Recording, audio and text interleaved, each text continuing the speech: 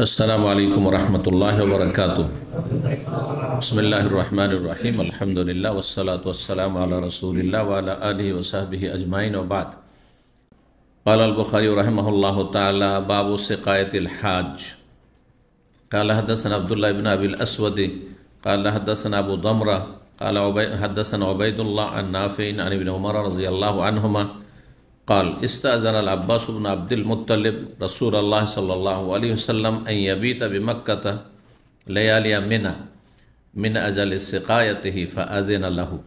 মহান আল্লাহর সমস্ত প্রশংসা, সালাত এবং সালাম নাজিল হোক প্রিয় নবী সাল্লাল্লাহু আলাইহি সাল্লামের উপর। সম্মানিত ভাতৃমণ্ডলী, আজ মঙ্গলবার 28শে শাওয়াল 1445 হিজরি মোতাবেক 7ই মে 2024। আমাদের ধারাবাহিক আলোচনা সহিহুল বুখারীর হজের পর্ব নম্বর 16। ইমাম বুখারীর হজের পর্বের অধ্যায় নম্বর হচ্ছে 75। বিষয়বস্তু হাজিদের জমজমের পানি পান করানো, এটা দিয়ে আজকে শুরু হবে। তারপরে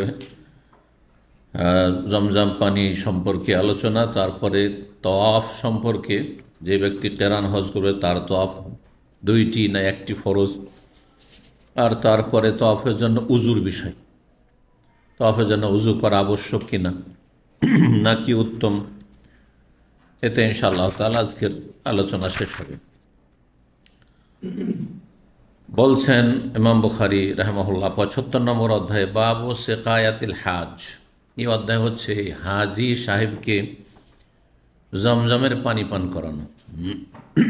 সিকায়াতুল হাজ, পানি পান করানো মানে মূলত জমজমের পানি পান করানো। কারণ সেই যুগে জমজমের কূপে বালতির সিস্টেম ছিল। সেই যুগ কেন, আজকের থেকে 30 বছর আগেও তাই ছিল, হয়তো এখনও থাকতে পারে, জানি না আপনাদের এলাকায় আজকাল কুয়া টুয়া আছে কিনা। না, সব শেষ, কুয়ার যুগ শেষ না, কিন্তু আমরা পেয়েছি কূপের যুগ। তাতে বালতি থাকতো, বালতিতে রশি লাগানো আছে, বালতিতে করে পানি উঠাইতে হইতো, তাতে গোসল করা, সেখান থেকে পানি নেওয়া। এমনকি কিছু কিছু এলাকা অঞ্চলে তো গোটা গ্রামে, যেসব জায়গায় পানি অনেক নিচে, এসব এলাকাগুলিতে তো সরকারিভাবে সে বড় ধরনের কূপ তৈরি করা হতো, কুয়া তৈরি করা হতো, আর সেই কুয়াতে গোটা গ্রামের লোক পানি নিত। বাড়ির পানি পান করা, গোসল করা ইত্যাদি সব কিছুর জন্য পানি বয়ে নিয়ে আসতে হতো। এরকম কষ্ট করেছে একসময় মানুষ। আল্লাহর এসব নিয়ামতগুলি মানুষ মূল্যায়নই করে না। আল্লাহ কত সহজ করেছে, পানির নিয়ামত কত বড় নিয়ামত, যেটা অনেক সহজ করেছে আল্লাহ। পানি বালতি দিয়ে উঠাইতে হতো যে কোনো কাজের জন্য। তো নবী সাল্লাল্লাহু আলাইহি ওয়াসাল্লামের আমলেও জাহেলি যুগ থেকে চলে আসে, বালতি দিয়ে উঠিয়ে হাজি সাহেবরা তো বিদেশি লোক, ওরা বালতি পাবে কোথায়? বালতি তো আছে স্থানীয় লোকদের কাছে, আর তারপর তারাই হচ্ছে সেখানকার রক্ষণাবেক্ষণকারী। তো তারা পানি জমজম কূপ থেকে বালতি দিয়ে উঠিয়ে পান করাতো, এবং এটিকে বড় সওয়াবের কাজ মনে করা হইত, পরম্পরা আগের যুগ থেকে। রাসূলুল্লাহ সাল্লাল্লাহু আলাইহি ওয়াসাল্লাম এর জন্য ওয়াজিব কাজে ছাড় দিয়েছে। কারোর জন্য যদি জরুরি হয় যে হাজি সাহেবদেরকে পানি পান করাবো, সেই জন্য আমি একটা ওয়াজিব কাজ করতে পারছি না, এক্ষেত্রে ছাড় দিয়েছেন। সেটা হচ্ছে মেনার রাত্রি যাপন।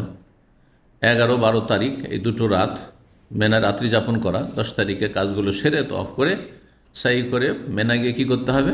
রাত কাটাতে হবে, ওয়াজিব। এটা সঠিক মতে এবং অধিকাংশ আলেমদের মতে। একটি মত হচ্ছে সুন্নাত, একটি মত হচ্ছে সুন্নাত, কিন্তু শক্তিশালী মত হচ্ছে যে ওয়াজিব। অথচ জমজমের পানি পান করাবে কি? ওখানে তো কোনো লোক নেই। যদি বিকল্প থাকে যে যারা হজ করেনি তারা পান করে, যেমন আজকাল অসুবিধা নেই, কিন্তু সেই যুগে সবাই আছে হজ নবী সাল্লাল্লাহু আলাইহি ওয়াসাল্লামের সাথে। এখন হাজিদের মধ্যে থেকে কিছু লোককে পাঠিয়ে দিতে হবে জমজমের কাছে পানি পান করাবার জন্য। এই জন্য নবী সাল্লাল্লাহু আলাইহি ওয়াসাল্লামের কাছে আব্বাস রাদিয়াল্লাহু তাআলা, নবী সাল্লাল্লাহু আলাইহি ওয়াসাল্লামের চাচা, অনুমতি চেয়েছেন যে আমি মেনায় রাত থাকবো না, আর হাজিরা দিনে আসবে, রাতেও আসবে, কেউ তো অফ করতে রাত হয়ে যাবে, তো ওদেরকে আমি পানি পান করাবো। তো অনুমতি দিয়েছেন নবী সাল্লাল্লাহু আলাইহি ওয়াসাল্লাম। এ হচ্ছে হাদিস। আর আরেকটি হচ্ছে হাজি সাহেবদেরকে পানি পান করা সওয়াবের কাজ জমজম ছাড়া এমনি যেটা সুকে হাজ বলে, আজকাল বড় বড় ট্রেলার লাগা আছে, দেখেছেন হয়তো যারা হজ করেছেন।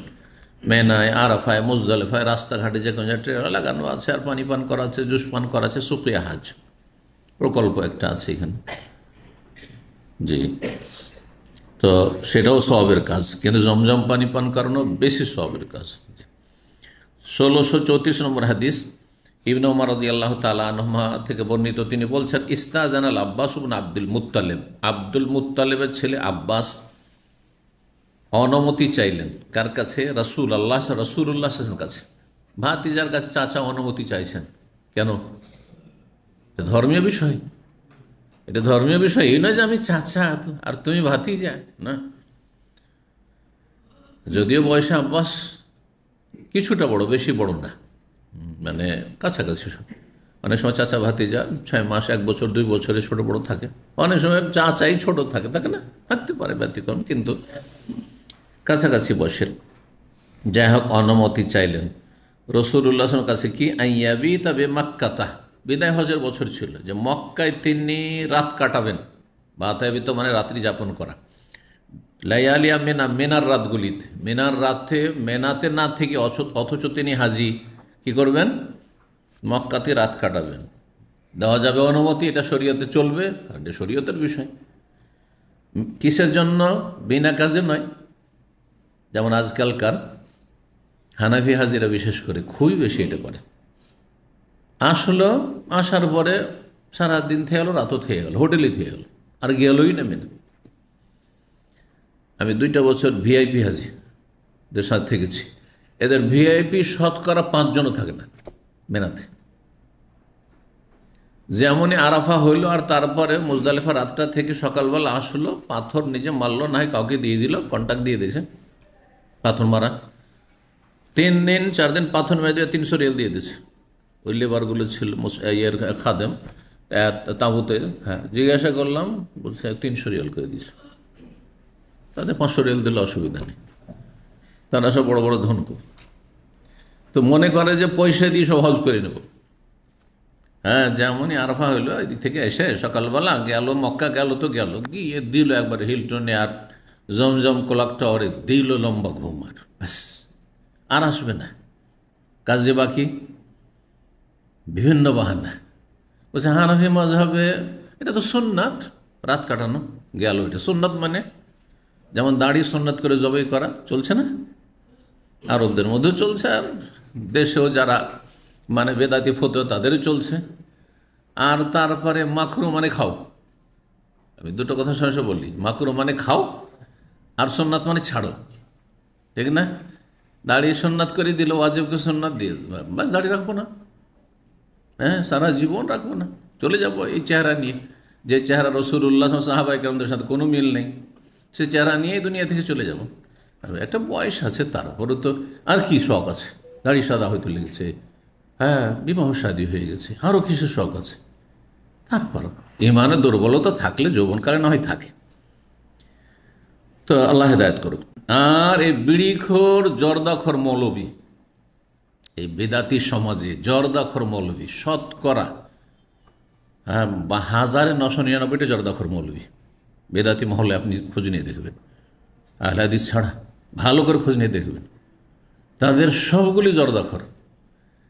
আর কিছু কিছু আছে সিগারেট খোর আছে, পীর সিগারেট খোর আছে, জানেন কি না? সিগারেট খোর পীর আছে। বেরেলিবিদের মধ্যে যারা রিজভি বেরেলিবি, তার মধ্যে ম্যাক্সিমাম সব সিগারেট খায় মোল্লাগুলো, আর দেওবন্দি তবলিগগুলো এরা জর্দা খায়। তামাক এটাও হারাম, ওইটাও হারাম। এই হারামটাকে ওরা কি করে দিয়েছে? মকরু। আর মকরু মানে ঘৃণিত। মকরু শব্দের অর্থ কি? আল্লাহর কাছে ঘৃণিত, রসুলের কাছে ঘৃণিত। তো আপনার কাছে কি করে সেটা ভক্ষণীয়?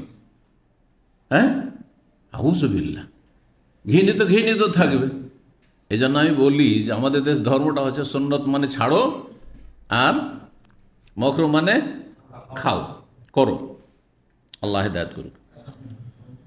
তো কি বলতে গিয়ে বললাম, হ্যাঁ, মেনায় থাকা ওয়াজিব, কিন্তু বিশেষ প্রয়োজনে, এমার্জেন্সি, এই কাজ করার জন্য কিছু লোক লাগবে। সিকিউরিটির কাজ করে, নিরাপত্তার ক্ষেত্রে কোথাও নিযুক্ত আছে, তার ছাড়া এই কাজগুলি হবে না। যন্ত্রপাতি তার দায়িত্বে আছে, কোথাও মেশিন চালাতে হবে, তার কোনো বিকল্প নেই। তাহলে আরাফা থেকে এসে আর তো আরাফার মেনায় পাথর মেরে গেল, ব্যাস। পাথর মারার ক্ষেত্রে, হ্যাঁ, যেটা বলছিলাম যে ভিআইপিরা কী করে আর আসে না, পাথর মারার ক্ষেত্রে তো কি বানিয়ে দেয়, বদলি পাথর মেরে দিল, পয়সার বিনিময়, এটা হয়ে গেল। আর রাতটা হয়ে গেল সুন্নাত, রাত কাটানোটা হয়ে গেল সুন্নাত। আর এলোই নেই, এলোই নেই। সেখানে কি করলো, ও যাওয়ার আগে বিদায় তো অফ করে বিদায়, ব্যাস। এ হচ্ছে হজ। আর বিদাতি যত মোয়াল্লেম আসছে, মজহাবি বিদাতি যত মোয়াল্লেম আসছে, তাদের ভুল ফতোয়ার কারণে আরো গোমরা হচ্ছে। এই ভিআইপিদের কয়েকজন এসে বললো যে শেখ এটা সুন্নাত না ওয়াজিব। তো আমি বললাম সঠিক মতে ওয়াজিব। তো বলছে হানাফি মজহাবে কি, বলছে হানাফি মজহাবের সুন্নাত। ঠিক আছে, মজহাব সুবিধাবাদী, কিন্তু যদি ওটা হাম্বেলি মজহাবে পেত আর হানাফি মজহাব ওয়াজিব হতো তাহলে হাম্বেলি হয়ে যেত। কিন্তু খুব প্রবৃত্তির অনুসারী এরা, এরা হাওয়ার পূজারী, এরা মনের পূজা করে, যেখানে সুবিধা সেখানে আছে। বুঝতে পেরেছেন? তো যাই হোক, আমি বললাম যে ঠিক আছে সুন্নাত, কিন্তু কার সুন্নাত? আমার কাছে ওষুধ আছে, যেমন রোগ তেমন ওষুধ। দাওয়াতে ময়দানে কাজ করে অভিজ্ঞতা। তাহলে কার সুন্নাত? এটা আমার সুন্নাত না আমার বাবার, না আপনার বাবার সুন্নাত? কার সুন্নাত? বলছে রসুল্লাহের সুন্নাত। কার সুন্নাত? রসুল্লাহ। রসুল্লাহ সুন্নাত পালন করতে হবে না ছাড়তে হবে, বলেন? উত্তর দেয় একটা একটা করে। তখন চুপ হয়ে গেছে। সুন্নতি মেনে নিলাম, জাহানাফি মজহাবের সুন্নাত। তো সুন্নত পালন করার জন্য না ছাড়ার জন্য? পালন করার জন্য। তো পালন করেন, থাকেন এখানে, রাত কাটান। আর চুপ হয়ে গেছে। বেশ কিছু লোক এই আলোচনাতে হেদায়েত হয়ে তারা ফিরে এসছে মক্কা থেকে, নাহলে তারা ফিরতো না, কারণ তাদের বেদাতি মোল্লা উস্কারি দিতে আছে, মেনাই রাত থাকা শোন না। বুঝতে পেরেছেন? এরাই গুমরা করছে বেশি। আল্লাহ হেদায়েত দান করুন। তো 1635 নম্বর হাদিস। তারপরে ইবনে আব্বাস রাদিয়াল্লাহু তাআলা আনহুতে বর্ণিত, তিনি বলছেন আন্না রাসূলুল্লাহ জাআ ইলা সিকায়াত, রাসূলুল্লাহ সাল্লাল্লাহু আলাইহি ওয়াসাল্লাম আসলেন পানি পানের জায়গায়, যেখানে জমজম পানি কূপ থেকে উঠিয়ে পান করানো হচ্ছিল। ফাস্তাসকা, আর তারপরে পানি পান করতে চাইলেন।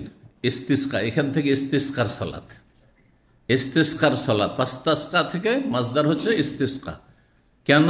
ইস্তিসকার সালাতে কি করেন? আল্লাহর কাছে পানি পান করতে চাইছেন, আল্লাহ পানি দাও, আল্লাহ বৃষ্টি দাও, পানি চাও।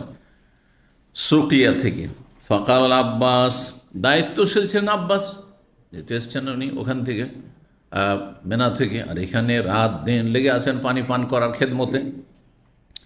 চাচা বললেন নবী সাল্লাল্লাহু আলাইহি ওয়াসাল্লাম, ইয়া ফজল, হে ফজল।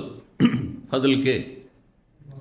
হ্যাঁ, আব্বাসের ছেলে, আব্বাসের ছেলে ফজল ইবনে আব্বাস, ফজল ইবনে আব্বাস।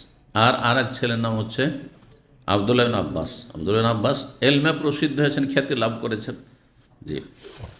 তো হে ফজল, ইযহাব ইলা উম্মিক, তোমার মায়ের কাছে যাও, মানে বাড়ি আছে, কারণ আব্বাস রাদিয়াল্লাহু তাআলা তো শেষ জামানাতে মুসলমান হয়েছেন, মক্কা বিজয়ের বছর, তো এখানে বাড়িও আছে, ওর মাও আছে।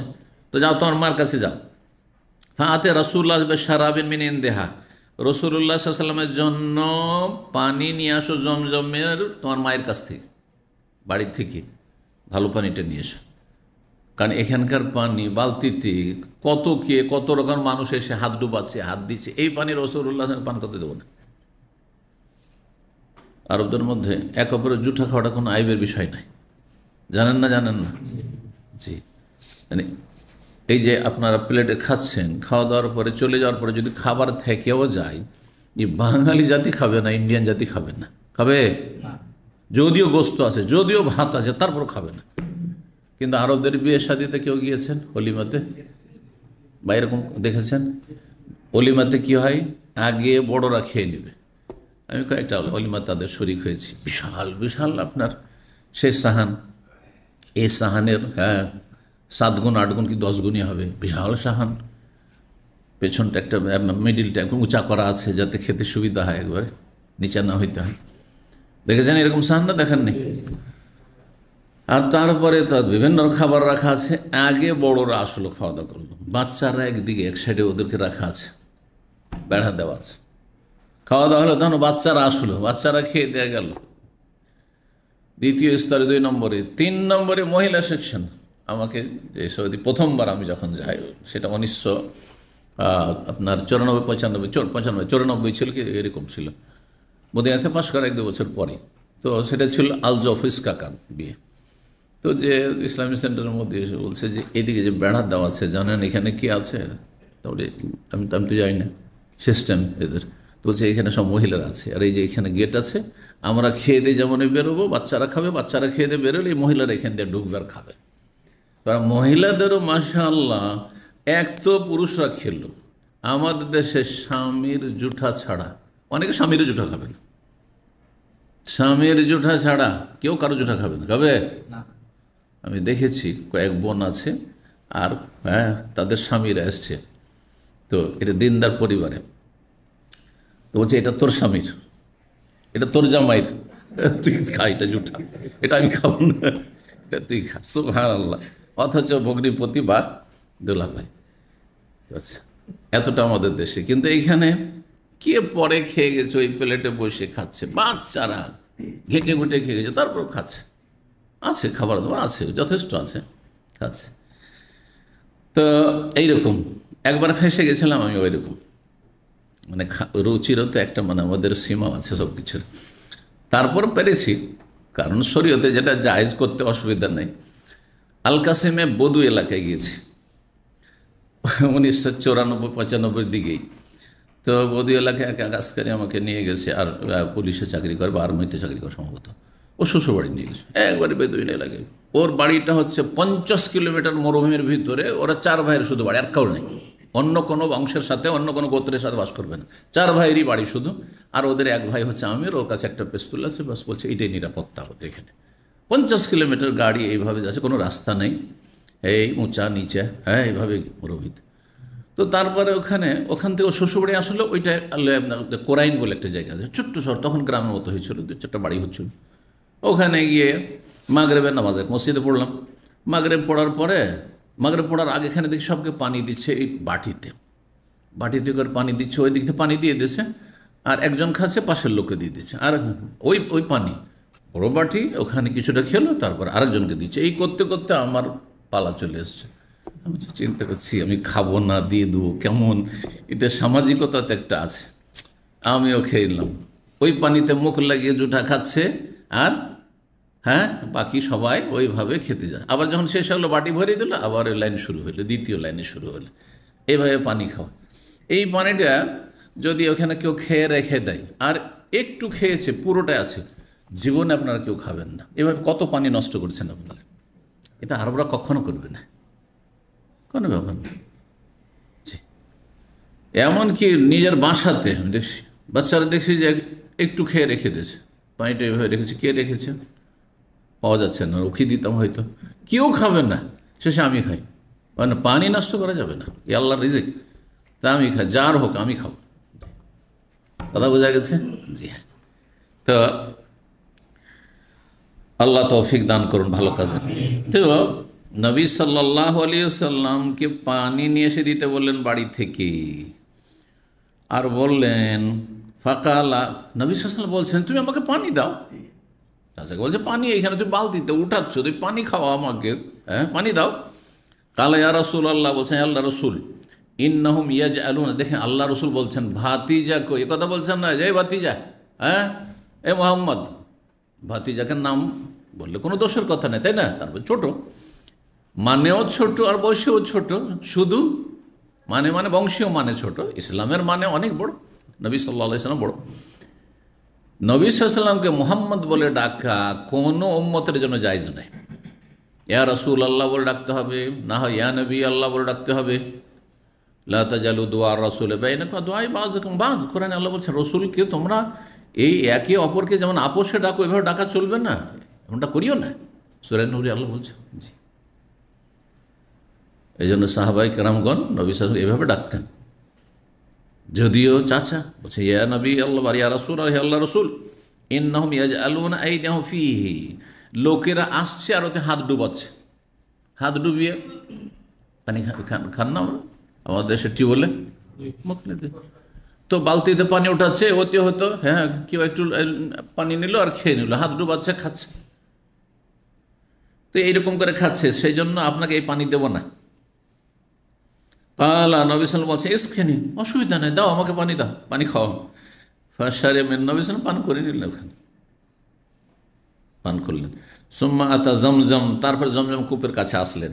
ওহম ইয়াসকুন, দেখছেন যে সবাই মিলে পালাক্রমে কি করছে, পানি বালতি দ্বারা উঠাচ্ছে কূপ থেকে, আর মানুষকে বালতি থেকে পানি পান করাচ্ছে। ওই আমালুনা ফিহা, তারা তাতে কাজ করছেন, মানে খেদমত করছেন। ফাকাল রাসূলুল্লাহ বললেন, এ মালু, তোমরা এই ভালো কাজ করতে থাকো, নেক কাজ করতে থাকো। ফাইন্নাকুম আলা আমালিন সালেহ, তোমরা নেক কাজে, ভালো কাজে নিয়োজিত রয়েছে।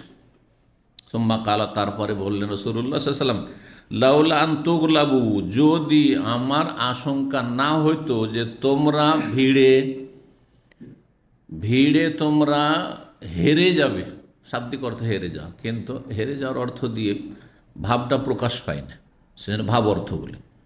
সবসময় শাব্দিক অর্থ দিয়ে ভাব প্রকাশ পায় না। তুগলাবুর শাব্দিক অর্থ মানে হেরে যাওয়া, অপারগ হয়ে যাওয়া। লাউলা আন তুগলাবু, যদি এই আশঙ্কা না থাকতো যে তোমরা ভিড় ভাড়ে তোমরা কি হয়ে যাবে,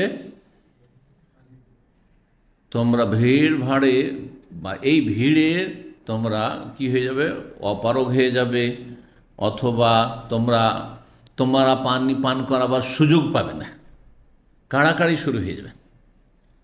লাউলা আন তুগলাবু, যদি এমন আশঙ্কা না হইতো যে অন্যদের কাছে তোমাদেরকে কি হয়ে যেতে হবে, অপারগ হয়ে যেতে হবে, কেন সবাই বালতি নিয়ে কাড়াকাড়ি শুরু করে দেবে। যদি এই আশঙ্কা না থাকতো তাহলে লা নাজালতু, তাহলে আমি জমজম কূপের কাছে নামতাম, অবতরণ করতাম। হাত্তা আদাল হাবলা আলা হাযিহি, আর তারপর রশ্মি আমার কাঁধের ওপর রেখে বালতি নামাইতাম। তাহলে বালতি, তাহলে বড় বালতি ছিল, বালতি নামাইতাম। আর তারপরে নবী সাল্লাল্লাহু আলাইহি ওয়াসাল্লাম আলা হাযিহি বলার পরে ইঙ্গিত করলেন কাঁধের দিকে, যে কাঁধে রশি নিয়ে বালতি নামাইতাম, আমার নিজের হাতে আমি পানি জমজম কূপ থেকে উঠাইতাম বালতি দ্বারা, আর উঠে আমি এই খেদমত করতাম, মানুষকে পানি পান করাইতাম। এত নেকির কাজ এটি, আমি রাসূলুল্লাহ করতাম। কিন্তু আমাকে যদি করতে দেখে নাই যে রাসূলুল্লাহ সাল্লাল্লাহু আলাইহি ওয়াসাল্লাম নিজে পানি জমজম কূপ থেকে উঠিয়ে মানুষকে পান করাচ্ছেন, তাহলে সবাই একটা চান্স নেওয়ার চেষ্টা করবে। আর সবাই যদি চান্স নেওয়া শুরু করে, তার তোমাদেরকে ধাক্কা দিয়ে কোথাও বের করে দেবে। এই কুরাইশ বংশের বা এই হাশেম বংশের আব্বাস, তোমরা যা আছো, তোমাদের পরিবারের লোকেরা পান করাচ্ছ, বা যারা এই দায়িত্বে কয়েকজন রয়েছে, সবকে ধাক্কা দিয়ে কোথায় কি করে দেবে, হার মানতে বাধ্য করেছে, তোমরা পাত্তাই পাবে না ওইখানে। লওলান্ত গ্লাবুর এই অর্থ। কখনো কখনো এইরকমটা করতে হয় যে আমি যদি লাগি তো এইখানে ঝামেলা বেঁধে যাবে, এই জায়গায় আমি গেলে এখানে ঝামেলা হয়ে যাবে, যাবেন না ওখানে। জি, ৭৬ নম্বর অধ্যায়, বাবু মা জাফি জমজম। অধ্যায় হচ্ছে জমজম কূপ সম্পর্কে বা জমজম পানি সম্পর্কে যা এসেছে, জমজম পানি সম্পর্কে, বিশেষ করে জমজম পানি সম্পর্কে যা বর্ণিত হয়েছে। জমজম পানিকে জমজম কেন বলে, ভাষাবিদেরা বিভিন্ন ব্যাখ্যা করেছে, তার মধ্যে প্রসিদ্ধ যে ব্যাখ্যাটি, সেটা হচ্ছে ইসমাইল আলাইহিস সালামের মা, তার নাম কি ছিল, হাজার, শুদ্ধ নাম, কিন্তু আমাদের দেশে হাজেরা বলে পরিচিত, হাজেরা নয়, হাজার। আরবদের মতো করে নাম রাখেন। তো তিনি যখন দেখলেন যে এইরকম জায়গায় যেখানে পানি নেই, কিছু নেই, পিপাসায় বাচ্চা মরতে যাচ্ছে, মরমর অবস্থা, আমার অবস্থা খারাপ হয়েছে পিপাসাতে, সেই সময় পানি বের হওয়া শুরু হয়েছে, পানির ফোয়ারার মতো বের হওয়া শুরু হয়েছে, আর চারিদিকে পানি ছড়িয়ে যাচ্ছে, পানি চারিদিকে বয়ে চলে যাচ্ছে। তো তিনি ভাবছেন এই পানিটা এইভাবে ছড়িয়ে গিয়ে তো কিছুক্ষণ পর শুকিয়ে যাবে, তাতে আবার পিপাসায় মরবো, তো পানিটাকে ঘেরে দিই, তাহলে পানিটা এখানে জমে থাকবে, তো আমাদের এই পানিটা কাজে আসবে। তখন তিনি চারিদিক থেকে আপনার বালি টালি যা কিছু আছে বা পাথর আছে তা দিয়ে ঘেরা শুরু করলেন, যেমন কূপের বা কুয়ার পাট ঘেরা হয়, ওইভাবে ঘেরা শুরু করলেন।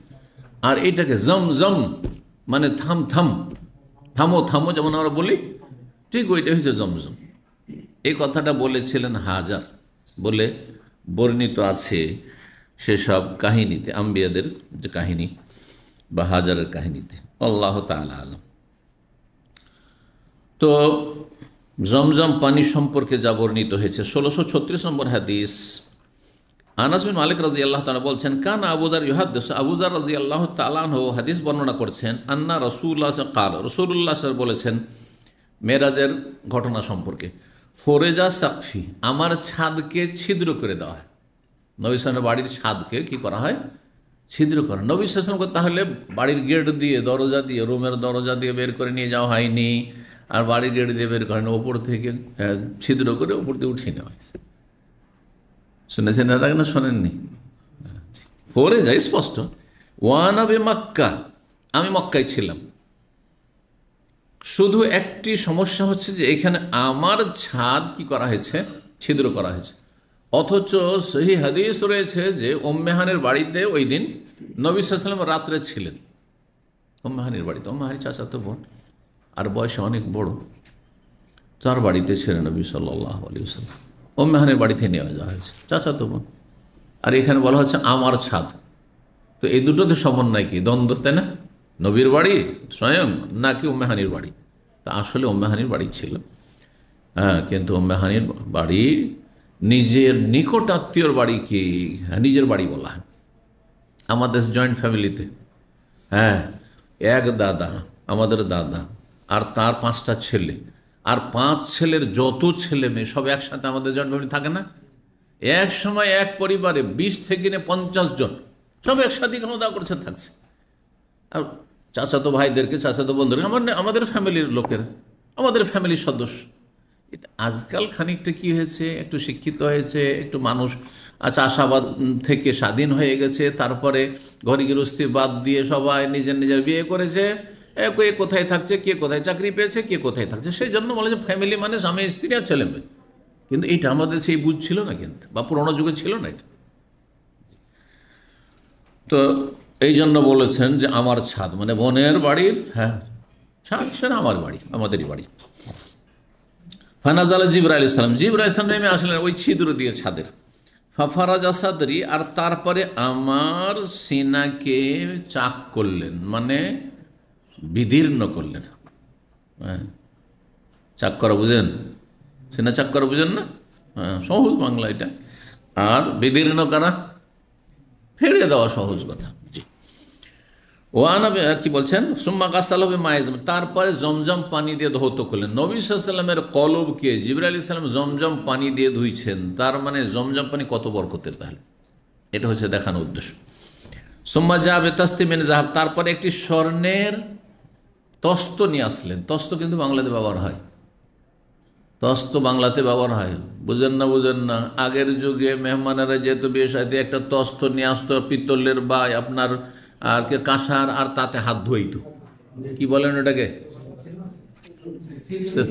হ্যাঁ, সেলিমচি, হ্যাঁ, ওইটাও বলে। আর তস্ত বুঝেন না? ওইটাকে তস্তও বলে, তস্ত আরবিতে, আর বাংলাতে তস্ত বলে, অনেক এলাকাতে তস্ত বলে।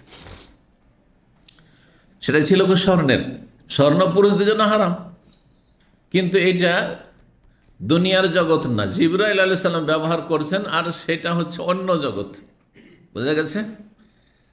জান্নাতে এই জন্য স্বর্ণ আমাদের ব্যবহার করব আমরা, স্বর্ণের অলংকার পুরুষদের থাকবে। রেশম দুনিয়াতে হারাম, কিন্তু জান্নাতে রেশমে আমাদের পোশাক থাকবে। তো জিবরাইল আলাইহিস সালাম যেটা ব্যবহার করছে সেটা অন্য জগৎ, সেটা পার্থিব জগৎ না, যদিও সেটা মক্কাতে ব্যবহার হচ্ছে। যেই তস্তে, যে পাত্রে কি ছিল, মুমতালিউন হেকমাতান ওয়া ঈমানান, যে তস্ত পরিপূর্ণ ছিল প্রজ্ঞা, হেকমত এবং ঈমানে। হেকমত মানে ইলম, জ্ঞান। হেকমত মানে জ্ঞান। কোরআন এবং হাদিস হচ্ছে হেকমা, সবচেয়ে বড় হেকমা। যখন কিতাবের সাথে হেকমার কথা আল্লাহ কোরআনে বলেছেন, তো কিতাব মানে কোরআন কারীম, আর হেকমা মানে তখন হাদিস। হেকমা মানে তখন সুন্নাহ, হাদিস, হাদিস হচ্ছে ওহী। মোবাইল বন্ধ। ফাআফরাগাহা ফিস সাদরি, তারপরে কি করলেন? ফাআফরাগা ফিস সাদরি সুম্মা আতবাকাহু, ওই যে পানি দিয়ে ধৌত করলেন, আর তারপরে স্বর্ণের পাত্র নিয়ে এসে হেকমত আর ঈমান দিয়ে ভরপুর করে দিলেন, আর সিনাতে সে হেকমত আর ঈমান ভরপুর করে দিলেন, ভরে দিলেন। সোম্মা আতবাকাহ, তারপরে সেটাকে বন্ধ করে দিলেন। আতবাকা মানে বন্ধ করে দেওয়া, বন্ধ করে দিলেন। সোম্মা আখাজা বিয়াদি, তারপরে আমার হাত ধরলেন। ফারাজা বিয়ালাস সামায়েদ দুনিয়া, তারপরে আমাকে প্রথম আকাশে নিয়ে গেলেন, প্রথম আকাশে নিয়ে গেলেন। ফাকালা জিবরাইল আলাইহিস সালাম বলছে লে খাজেনিস সামা, জিবরাইল আলাইহিস সালাম যখন প্রথম আকাশে গেলেন, আকাশের যে দায়িত্বশীল নিযুক্ত ফেরেশতা, দায়িত্বশীলকে বললেন ইফতাহ, খোলো। কালা মান হাজা, কে? কালা জিবরিল, মানে আনা জিবরিল। তাহলে বোঝা গেল যে বলার শিষ্টাচার আদব হচ্ছে নাম বলবেন আপনি। বাড়িতে ঢুকছেন আর স্ত্রী বলছে কে, কলিং বেল টিপেছেন, কে? আমি আছি, খোলো। এটা ঠিক নয়। শয়তানও এরকম আওয়াজ করে বলে দিতে পারে, কোনো শত্রু আওয়াজ করে বলে দিতে পারে এরকম, হ্যাঁ আপনার মতো, পারে না? এই জন্য না, মোটেই না, এটা নিষেধ আছে।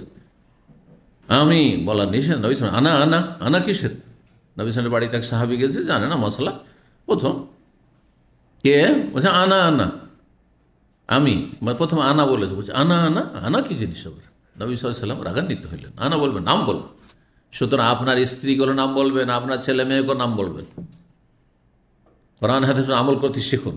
আমার শ্বশুর ভালো একজন আলেম ছিলেন, তো খুব পরেজগার মানুষ ছিলেন মাশাআল্লাহ। তো উনি এইভাবে আমল করতেন।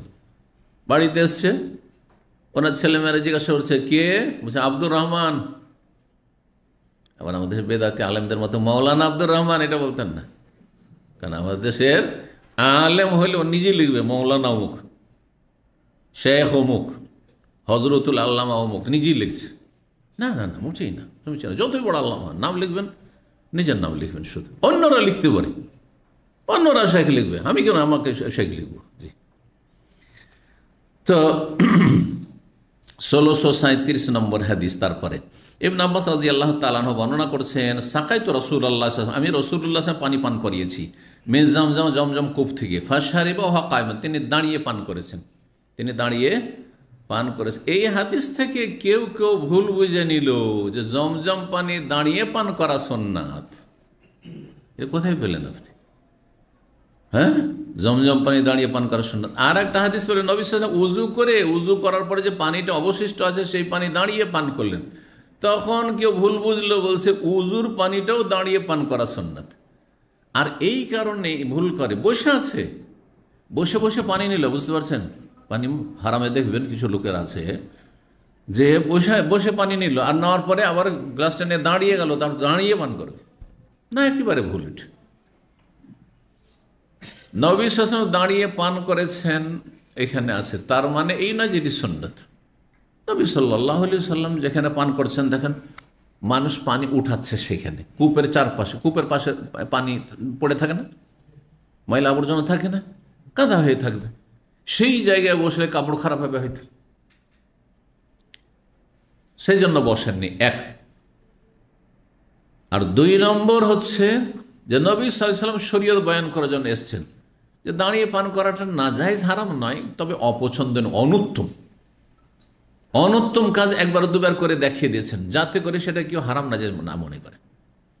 সুতরাং দাঁড়িয়ে পান করা জায়েজ, অনুত্তম, আসল মাসলা জান, জায়েজ অনুত্তম, সেটা জমজম হোক, আর উজুর পানি হোক, আর আপনার 7 আপ হোক, আর সাধারণ পানি হোক। বোঝা গেছে? এটা হচ্ছে সঠিক মাসলা। কেন নবী সাল্লাল্লাহু আলাইহি ওয়াসাল্লাম দাঁড়িয়ে পান করেছেন? তার 2টো কারণ বললাম। একটা হচ্ছে হয়তো জায়গাটা এরকম বসার মতো উপযোগী ছিল না, অথবা নবী সাল্লাল্লাহু আলাইহি ওয়াসাল্লাম বৈধতা বয়ান করার জন্য হাতে নাতে আমলের মাধ্যমে জায়েজ বয়ান করে দেওয়ার জন্য, উম্মতকে শেখানোর জন্য দাঁড়িয়ে পান করেছেন। কিন্তু বাকি এই 2টো সময় ছাড়া, দুটো ঘটনা ছাড়া নবী সাল্লাল্লাহু আলাইহি ওয়াসাল্লাম সারা জীবনে বসে বসে পান করেছেন, পানাহার করেছেন। আচ্ছা, খাওয়া আর পান করাতে পার্থক্য আছে। আপনি এটা মনে করবেন না যে পান করার হাদিস আছে সেই জন্য আমি খাবো দাঁড়িয়ে দাঁড়িয়ে, কোনো হাদিস নেই খাওয়ার, কিন্তু দাঁড়িয়ে। যেন অনেকে রাস্তায় স্যান্ডউইচ খাচ্ছেন, হ্যাঁ, একবার স্যান্ডউইচে কামড় দিচ্ছেন, আর একবার আপনি 7 আপ টান দিচ্ছেন বা জুস টান দিচ্ছেন। জুসের ক্ষেত্রে তো ঠিক আছে, কিন্তু তার চাইতে মারাত্মক হচ্ছে খাওয়া দাঁড়িয়ে, তারপরও নাজায়েজ নয়। কিন্তু অনুত্তমেরও আছে, স্টেজ আছে, স্তর আছে। পান করার ক্ষেত্রে 2টো প্রমাণ আমাদের কাছে আছে। কিন্তু খাওয়ার ক্ষেত্রে একটিও প্রমাণ নবী সাল্লাল্লাহু আলাইহি ওয়াসাল্লাম সাহাবায়ে কেরাম থেকে নেই যে দাঁড়িয়ে দাঁড়িয়ে খেয়েছেন। তারপর অভদ্রতা, এটা ভদ্র মানুষ রাস্তায় চিন্তা করেন দাঁড়িয়ে দাঁড়িয়ে খাচ্ছে, না না না, দাঁড়িয়ে খাবেন না, বসে খান। জি, তো এই ছিল হাদিস এবং ইমাম বুখারীর অধ্যায়। ইমাম বুখারী রাহিমাহুল্লাহ প্রসিদ্ধ হাদিসগুলো নিয়ে আসলেন না জমজমের পানির ফজিলত সম্পর্কে, কারণ সেই হাদিসগুলি তার শর্ত সাপেক্ষ না। তার শর্ত সহি নেওয়ার ক্ষেত্রে খুব কড়া শক্ত শর্ত, সেই শর্তে পড়ে না, কিন্তু সেই হাদিসগুলো দিয়ে ইঙ্গিত করে দিয়েছেন। তার মধ্যে একটি হাদিস রয়েছে সহি মুসলিমে, নবী সাল্লাল্লাহু আলাইহি ওয়াসাল্লাম বলছেন ইন্নাহা মুবারাকাতুন ইন্নাহা তুআমুত তুমিন, জমজম পানি হচ্ছে বরকতপূর্ণ, জমজম পানি হচ্ছে মোবারক, বরকত আছে অর্থে। সুতরাং যখন বরকত আছে, যে কোনো সময় পান করার সুযোগ পেলে পান করব, রোগীকে পান করাবো, হ্যাঁ, জমজম পানি দিয়ে একটু হাত মুখ ধুইলাম, হ্যাঁ, বা অসুস্থ ব্যক্তির চিকিৎসা করলাম ইত্যাদি। জি, মানুষকে হাদিয়া দিলাম, উত্তম হাদিয়া, যে মোবারক পানি দিলাম আমি। জমজম পানি হচ্ছে মোবারক। আর কি বলেছেন, ওয়া তুআমুত তুমিন, এবং খাদ্যেরও কাজ করি, তুআমুত তুমিন। জি, খানেওয়ালার খাবার, খানেওয়ালার খাবার অর্থাৎ খাবারের বিকল্প, খাবারের বিকল্প এটা ইয়াকিনের সাথে আপনাকে নিতে হবে। যদি আপনি জমজম পানি পান করেন আর পরীক্ষামূলক করেন যে দেখি নবী সাল্লাল্লাহু আলাইহি ওয়াসাল্লাম তো বলেছেন যে খাবারেরও কাজ করে, তাই মক্কাতে 3 দিন থাকবো আর আমি কিছুই খাবো না, শুধু জমজমই খেতে থাকবো, পরীক্ষা করব, তাহলে ফেল করে যাবেন কিন্তু, কারণ আপনি সন্দিহান, তাহলে টেস্ট করছেন আপনি, তাহলে তখন হয়তো আপনার পেটের জ্বালা এমন ধরবে বা হয়তো শরীর স্বাস্থ্য খারাপ হয়ে যেতে পারে। কথা বুঝতে পেরেছেন? যে কোনো বিষয়ে কোরআন হাদিসের মনে রাখবেন, ইয়াকিন যদি না করেন, পরীক্ষামূলক করেন, তোর ফল পাবেন না। যেন সূরা ফাতিহা, হাদিস শেফা মিন কুল্লি দা, প্রত্যেক রোগের চিকিৎসা, কিন্তু আপনি মনে করছেন দেখি পরীক্ষা করে যে নবী সাল্লাল্লাহু আলাইহি ওয়াসাল্লামের কথা সত্য না মিথ্যা, নাউজুবিল্লাহ। তাহলে আপনি একটা ছেলেকে জ্বর হয়েছে, আপনি সূরা ফাতিহা পড়ে ফুঁক দিচ্ছেন, আরে 7 বার ফুঁক দিলাম, কিছুই হয় না, একটু জ্বর কমে না, কারণ পরীক্ষা করছিলেন, কিচ্ছু হবে না, আপনার ফায়দা হবে না, রোগ ভালো হবে না। কিন্তু ইয়াকিনের সাথে আল্লাহ তোমার কথা সত্য, তোমার রসুলের কথা সত্য, হ্যাঁ, আর তাতে আমি ইমান ইয়াকিন রাখি, দৃঢ় প্রত্যয় রাখি, আল্লাহ তুমি আমাকে শেফা দাও। হ্যাঁ, এমন পরিস্থিতিতে যে আমার কাছে খাবার দাবার কিছু নেই আর আমাকে জমজম পানি পান করতে হবে, নবী সাল্লাল্লাহু আলাইহি ওয়াসাল্লামের হাদিস আমি ইয়াকিনের সাথে করছি, কাজ দেবে। এর সত্যতা যদি জানতে হয় তাহলে আবু যার রাদিয়াল্লাহু তাআলার ঘটনা সেই হাদিস রয়েছে, মক্কা এসেছেন আর তার আত্মীয় স্বজন পরিচিত কেউ নাই, তিনি প্রায় মাসখানেক থেকেছেন জমজম খেয়ে, সুস্থ, বলছে আরো শরীর ভালো হয়ে গেছে, বাস্তব ঘটনা। কিন্তু আপনার ইয়াকিনে সন্দেহ থাকলে কাজ হবে না। জি, দিনের বিষয়গুলি ইয়াকিনের বিষয়, সূরা ইখলাস, ফালাক, নাস, এগুলো রুকিয়া, হ্যাঁ, এগুলো দ্বারা চিকিৎসা ইত্যাদি, সেহের জাদুর চিকিৎসা ফালাক নাসে আছে, কিন্তু আপনার যদি সন্দেহ থাকে বা সন্দেহ নাই, কিন্তু দেখি পরীক্ষা করে দেখি হচ্ছে কি হচ্ছে না, একটু সেহের জাদু লাগছে তো ফালাক নাস পড়ে ফুঁক দিই। নবী সাল্লাল্লাহু আলাইহি ওয়াসাল্লামের জাদুর যে ইহুদি করেছিল তার চিকিৎসার জন্য যেহেতু নাজল করা হয়েছে, তাহলে কাজ হবে না, আপনার কাজ হবে না, ইয়াকিন মজবুত হইতে হবে।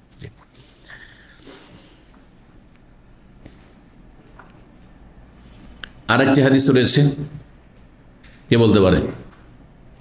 এখানে তো তুআমুত তুমিন আসলো, কিন্তু ইমাম আবু দাউদ তায়ালিসি অতিরিক্ত সহিহ মুসলিমের হাদিস এতটুকু যে জমজম হচ্ছে মোবারক আর এটা হচ্ছে খানেওয়ালার খাবার, মানে খাবারের কাজ করে, খাদ্যের কাজ করে, খাদ্যের বিকল্প, এতটুকু রয়েছে। কিন্তু ইমাম আবু দাউদ তায়ালিসি তার মুসনাদ তায়ালিসিতে নিয়ে এসেছেন এই হাদিসটি, ইন্নাহা মুবারাকাতুন ওয়া তুআমুত তুমিন ওয়া শিফাউ সুকমিন, রোগীর তাতে চিকিৎসা রয়েছে, রোগীর চিকিৎসা, তাহলে এটা অতিরিক্ত জানলাম, রোগ ভালো হয় এতে। আর একটি হাদিস বলি, ইবনে মাজায় রয়েছে, হাদিসটি সহিহ, আল্লামা আলবানী সহিহ বলেছেন সিলসিলা সহিহাতে, তারপরে সহিহুল জামেতে, প্রসিদ্ধ হাদিস। কে বলতে পারে এই হাদিসটি? বাংলায় বলেন, তরজমা, অনুবাদ। জমজম যে উদ্দেশ্যে পান করবেন সেটাই হাসিল হবে, শোনেননি? মাও জমজম লেমা শরিবা লাহু, মাও জমজম লেমা শরিবা লাহু, জমজম পানি যেই কাজে পান করবে সেটাই কাজ হবে। তাহলে বোঝা গেল যে জমজম পানি কেউ যদি খাবারের নিয়তে, আল্লাহ এটা আমার খাবার, আর কিছু নেই আমার কাছে, বুঝলি, আল্লাহ আমি অসুস্থ হয়েছি আর আমার ওষুধ কেনার পয়সাও নেই, আর আমি ওষুধ কিনবো না, হ্যাঁ ভালো হবে। বাস্তব অভিজ্ঞতার কথা না বললে হবে না। আমি ওষুধ ব্যবহার করি, কিন্তু কোনো পরিস্থিতিতে আমার এরকম হয়েছিল। প্রথমবার আমি মক্কাতুল মোকাররমা মদিনা ইউনিভার্সিটি এসেছি, আর তার 1-1.5 মাস পরেই গ্রুপ আপনার ট্যুর, মানে মদিনা ছাত্রদেরকে, নতুন ছাত্রদেরকে একবার অন্তত নিয়ে যায় বা একাধিকবার নিয়ে যায়। তো প্রথমবার জীবনের প্রথম আল্লাহর ঘর 1989। আর আমার দেশ থেকে সফরে যখন আমি, তখনই আমার একটা ফোড়া উঠে গেছে এখানে, ব্যথাও করছে খুব। এই অসুস্থ নিয়ে আমি কিন্তু ফ্লাইটে এসেছি। এক ডাকাত ডাক্তার, এক ডাকাত চোর ডাক্তারে আমাকে এই ফোড়াটার জন্য দিল্লিতে ওষুধ দিয়েছিল, 100 টাকা সে যুগ দিয়েছিল। 89 100 টাকার ওষুধ, 5 টাকার ওষুধে ভালো হইতো। কত বড় ডাকাত তাহলে! আল্লাহ এদের যেন বরকত না দেয়। এইরকম ডাকাত ডাক্তার যারা চিকিৎসক, তাদের যেন আল্লাহ লা বারাকাল্লাহু ফি, আল্লাহ বরকত না দেয়। কথা বুঝতে পেরেছেন? কত মানুষকে জবাই করছে সেই আবেগে। আমি সফরে যাব, আর সফরে আছি, এত দূরের সফর, গিয়েছি, মনে করছি যে হয়তো 2-4-10 টাকা নেবে, 100 টাকা বিল। অপরিচিত মানুষ, জীবনে প্রথম দিল্লি এসেছি, কিছুই জানি না, রাস্তাঘাট কিছু তো জানি না, যাক দিলাম, কষ্টই দিল 100 টাকা। তখন আমার কাছে অনেক কিছু ছিল।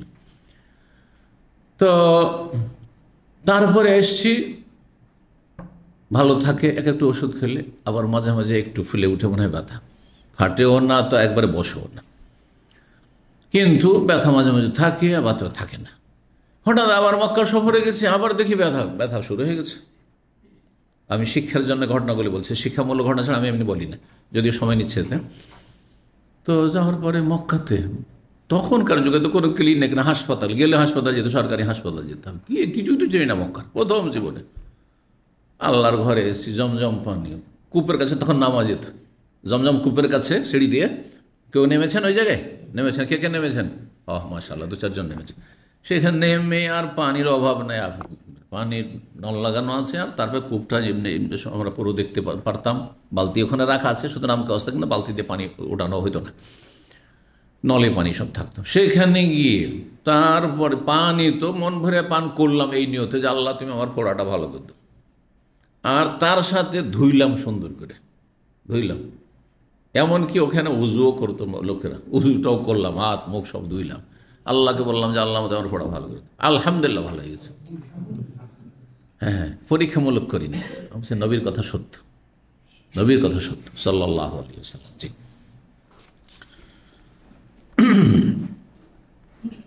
নবী সাল্লাল্লাহু দাঁড়িয়ে পান করেছেন। আসেম বলছেন ফাহালাফা ইকরামা, ইকরামা কসম করে বলছেন মা কানা ইয়াউমাইয ইল্লা আলা বাইর, মানে এই ইকরামা অস্বীকার করছেন নবী সাল্লাল্লাহু আলাইহি ওয়াসাল্লাম জমজম পানি দাঁড় হয়ে বা দাঁড়িয়ে পান করাকে অস্বীকার করছে। বলছেন যে এটা কি করে হয়? নবী সাল্লাল্লাহু আলাইহি ওয়াসাল্লাম তো উটের পিঠে বসেছিলেন, তো উটের পিঠে বসে তাহলে দাঁড়ানো কি করে হইতে পারে? হইতে পারে, উটের পিঠে নামতেও পারেন। সুতরাং তার এই মানে আপত্তি করা এটা যুক্তিসঙ্গত নয়। কখনো উটের পিঠে ছিলেন, তো কখনো নেমেছেন হয়তো উটের পিঠ থেকে। জি, 77 নম্বর অধ্যায়, বাবু তওয়াফিল কারি। এই অধ্যায় হচ্ছে কেরানকারীর তওয়াফ সম্পর্কে। শুধু কেরানকারীর তওয়াফ কেন ইমাম বুখারী অধ্যায় কায়েম করলেন? কেন বললেন না তামাত্তু হজ যে করবে তার তওয়াফ, যে হজে এফরাদ করবে তার তওয়াফ? হজে এফরাদে যেহেতু শুধু হজ, একটি তওয়াফ ফরজ। একটি তওয়াফ কি ফরজ, রোকন। কোনটি? 10 তারিখের তওয়াফে এফাজা, যার অপর নাম হচ্ছে তওয়াফে জিয়ারা। ফেকার কেতাবে তওয়াফে জিয়ারা, আর হাদিসে তওয়াফে এফাজা। জি, হজের তামাত্তুতে উমরা আলাদা আর হজ আলাদা। সুতরাং উমরার জন্য একটি ফরজ, উমরাতে করলেন, আর হজের জন্য আরেকটি করতে হবে 10 তারিখে। তো এটাও স্বীকৃত সবার কাছে, তাই না?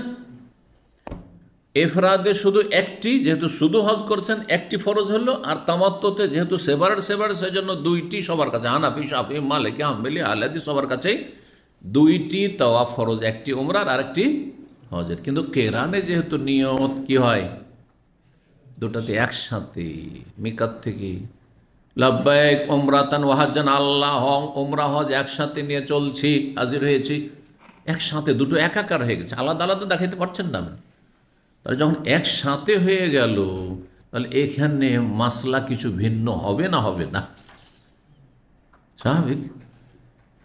অধিকাংশ ওলামারা বলছেন যে এখানে মাসলায় পার্থক্য আছে। যদিও ওমরার নেকি পেলেন আর হজ করলেন, কিন্তু ওমরা সেপারেট হইল না, ঠিক না? যখন সেপারেট নয়, তাহলে প্রথম যখন মক্কায় গেলেন, মক্কায় গিয়ে আপনার সুযোগ সুবিধা হলে অবশ্যই একটি তওয়াফ করবেন, কিন্তু তওয়াফটি সুন্নাত। তওয়াফটি হচ্ছে সুন্নাত, কারণ আলাদা করে ওমরা, তওয়াফ সুন্নাত। জি। আর 10 তারিখের যে তওয়াফ, সেটি হচ্ছে ফরজ তওয়াফ। যেই একটি তওয়াফ হজের জন্য যথেষ্ট আর ওমরার জন্য যথেষ্ট, দুটোকে যেহেতু একাকার করে দিয়েছেন। যেমন এই পানিতে চিনি মিলিয়ে দিয়ে কি করে দিয়েছেন, শরবত বা রুহ আফজা মিলিয়ে শরবত, রুহ আফজা শরবত বানিয়ে দিয়েছেন। বোঝা গেছে? হ্যাঁ, লাবান বা দুধ দিয়ে দিয়ে আর কিছু বানিয়ে ফেলেছেন, ঠিক না? ওই রকমই একাকার করে দিয়েছেন। সুতরাং একটি তওয়াফ ফরজ শাফি, মালিকি, হাম্বলি, আহলে হাদিসদের কাছে, মুহাদ্দিসিনদের কাছে। পক্ষান্তরে হানাফি মযহাবে এখানে ভিন্ন মত। হানাফি মযহাব বলছেন যে কেরানে যেহেতু দুটো এবাদত হচ্ছে, উমরাও হচ্ছে, হজ হচ্ছে, যদি একসাথে হচ্ছে, সেই জন্য দুটো তওয়াফ ফরজ এবং দুটো কি, হ্যাঁ, সাই ফরজ। কথা বলে দুটো সাই ফরজ, সাই দুটি, দুইবার সাই করতে হবে তাদেরকে। তো এই জন্য আলাদা করে নিয়ে এসছেন। জি। 1638 নম্বর হাদিস, মা আয়েশা রাদিয়াল্লাহু তাআলা আনহা বর্ণিত, বলছেন খারাজনা মা রাসূলিল্লাহ সাল্লাল্লাহু আলাইহি ওয়াসাল্লাম, আমরা বের হলাম ফি হাজ্জাতিল ওয়াদা, বিদায় হজে, ফা আহলালনা বিউমরা, আমরা উমরার তালবিয়া পাঠ করলাম।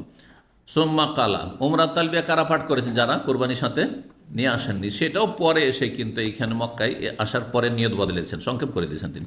সুম্মা কালা বলছেন মান কানা মা হাদিয়ুন, যার কাছে কোরবানির পশু আছে, ফালিয়ুহিল্লা বিল হজ ওয়াল উমরা, সে যেন হজ উমরা একসাথে তালিয়া পাঠ করেন, হজ কেরান করে।